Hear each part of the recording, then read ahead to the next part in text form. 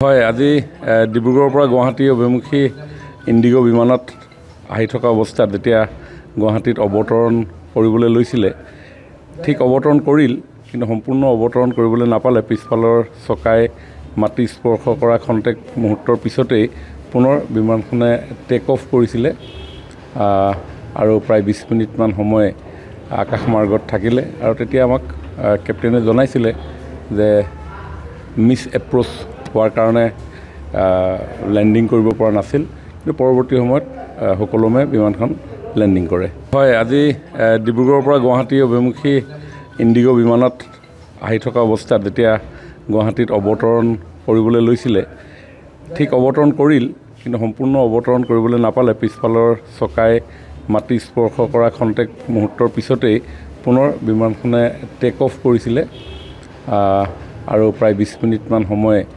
আকাশমাৰ্গত থাকিলে। আৰু তেতিয়া আমাক কেপ্টেইনে জনাইছিলে যে মিছ এপ্ৰ'চ হোৱাৰ কাৰণে লেণ্ডিং কৰিব পৰা নাছিল, কিন্তু পৰৱৰ্তী সময়ত সুকলমে বিমানখন লেণ্ডিং কৰে। হয়, আজি ডিব্ৰুগড়ৰ পৰা গুৱাহাটী অভিমুখী ইণ্ডিগো বিমানত আহি থকা অৱস্থাত যেতিয়া গুৱাহাটীত অৱতৰণ কৰিবলৈ লৈছিলে, ঠিক অৱতৰণ কৰিল, কিন্তু সম্পূৰ্ণ অৱতৰণ কৰিবলৈ নাপালে। পিছফালৰ চকাই মাটি স্পৰ্শ কৰা খন্তেক মুহূৰ্তৰ পিছতেই পুনৰ বিমানখনে টেক অফ কৰিছিলে আৰু প্ৰায় 20 মিনিটমান সময় আকাশমাৰ্গত থাকিলে। আৰু তেতিয়া আমাক কেপ্টেইনে জনাইছিলে যে মিছ এপ্ৰ'চ হোৱাৰ কাৰণে লেণ্ডিং কৰিব পৰা নাছিল, কিন্তু পৰৱৰ্তী সময়ত সুকলমে বিমানখন লেণ্ডিং কৰে। হয়, আজি ডিব্ৰুগড়ৰ পৰা গুৱাহাটী অভিমুখী ইণ্ডিগো বিমানত আহি থকা অৱস্থাত যেতিয়া গুৱাহাটীত অৱতৰণ কৰিবলৈ লৈছিলে, ঠিক অৱতৰণ কৰিল,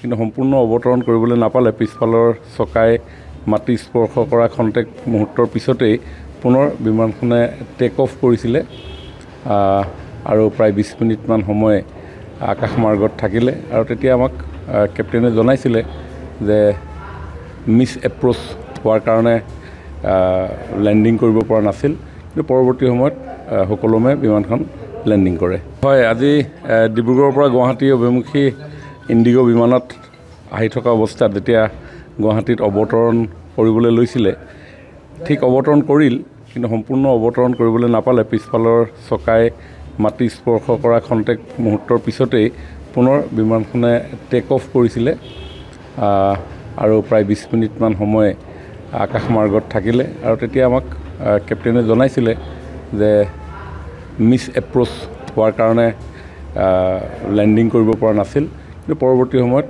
সুকলমে বিমানখন লেণ্ডিং কৰে।